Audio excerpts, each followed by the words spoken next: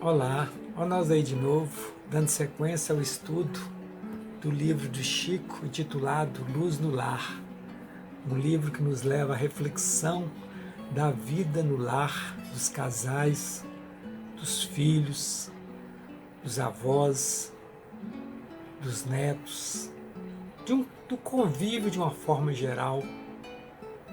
Esse livro nos leva à reflexão de como podemos fazer um mundo melhor e evitar alguns desastres nas formações familiares. E hoje nós vamos tratar de um assunto muito interessante que está na lição 21, intitulado Ante o Divórcio. Toda perturbação no lar, frustrando-lhe a viagem no tempo, tem causa específica, qual acontece ao comboio quando estaca indebitamente ou descarrilha. É imperioso angariar a proteção devida para que o carro doméstico prossiga adiante. No transporte caseiro, aparentemente ancorado na estação do cotidiano, e dizemos aparentemente porque a máquina familiar está em movimento e transformação incessante. Quase todos os acidentes se verificam pela evidência de falhas diminutas que, em se repetindo indefinidamente, estabelece por fim o desastre espetacular. Essas falhas, no entanto, nascem do comportamento dos mais interessados na sustentação do veículo, ou, propriamente, do marido e da mulher, chamados pela ação da vida a regenerar o passado ou a construir o futuro pela possibilidade da reencarnação no presente. Falhas essas que se manifestam de pequeno desequilíbrio até que se desencadeie o desequilíbrio maior. Nesse sentido, vemos cônjuges que transfiguram conforto em pletora de luxo e dinheiro, desfazendo o matrimônio e facilidades loucas, como se afoga uma planta por excesso de adubo, e observamos aqueles outros que se sufocam por abuso de sovinice.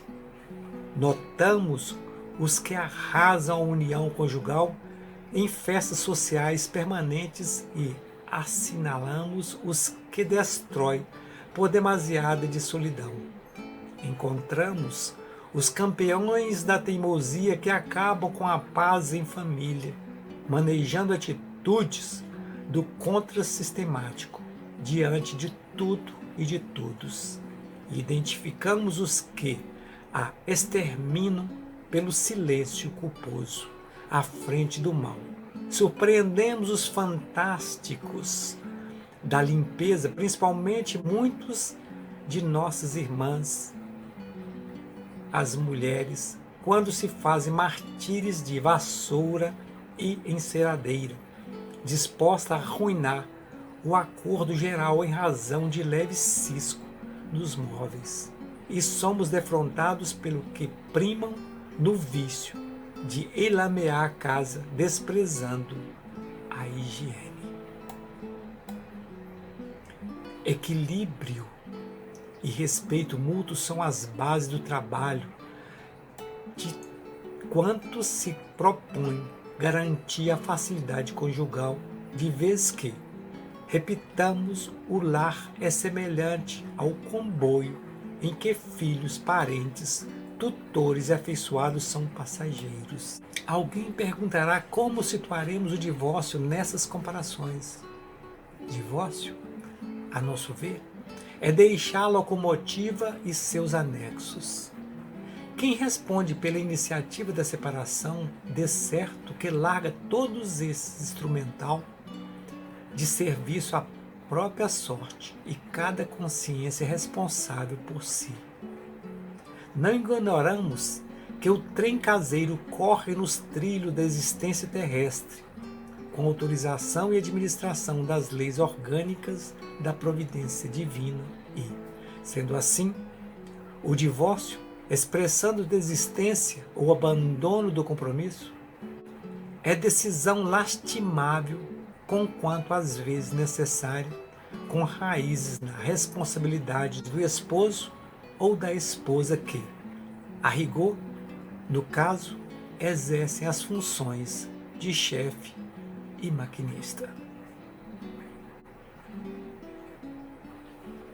E nessas funções de chefe e maquinista, as responsabilidades são grandes.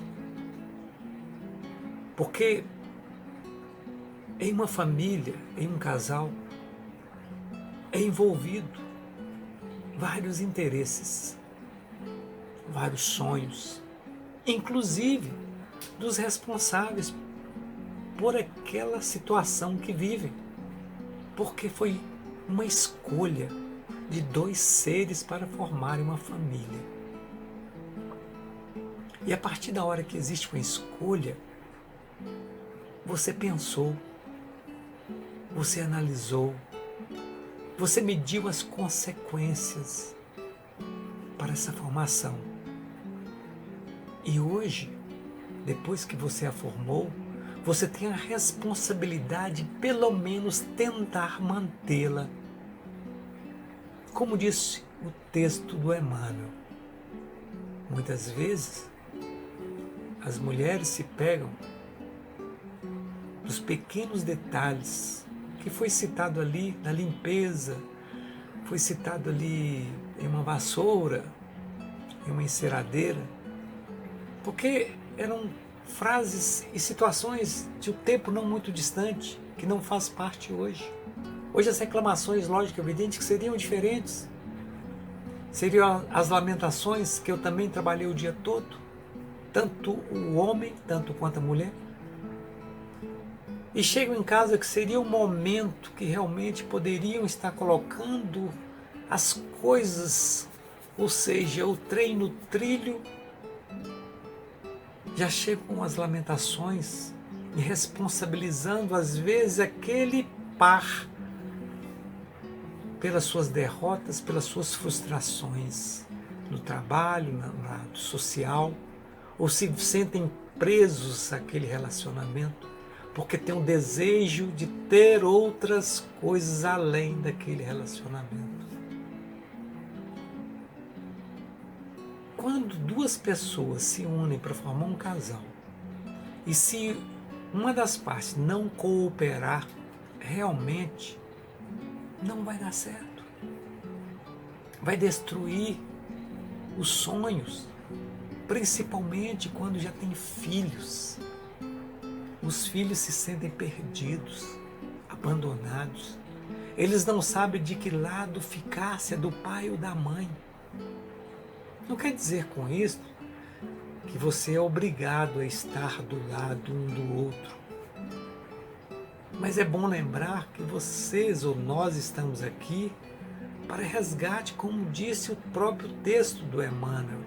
E dentro dos estudos evangélicos sempre mostram que há dificuldades. Às vezes a gente sai de um relacionamento e entra em outro relacionamento que tem os mesmos problemas ou problemas muito mais complexos.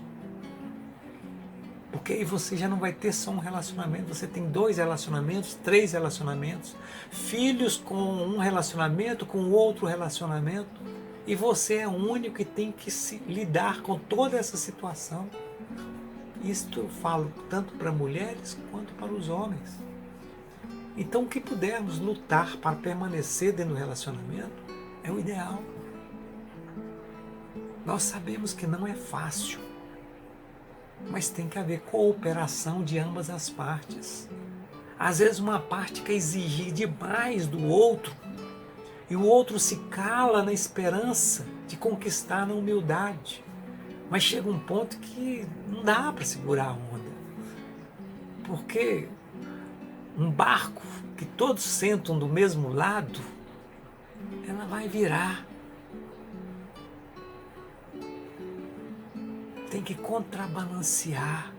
Quando um está nervoso, o outro tem que estar calmo. Se o filho, na sua formação, que nós sabemos que tem as suas passagens de criança, pré-adolescente, adolescente, adultos, Eles têm umas fases complicadas, difíceis, que nós também tivemos. E nós temos que realmente segurar a onda, não responsabilizar o outro. Seu filho, o nosso filho está assim porque você fez isso e aquilo, aquilo outro. E o que você fez para que pudesse mudar a situação? Se não pensar, não refletir, não sentar, não conversar, não alinhar o comportamento entre o casal e os seus filhos, realmente não terá condições de dar uma sequência.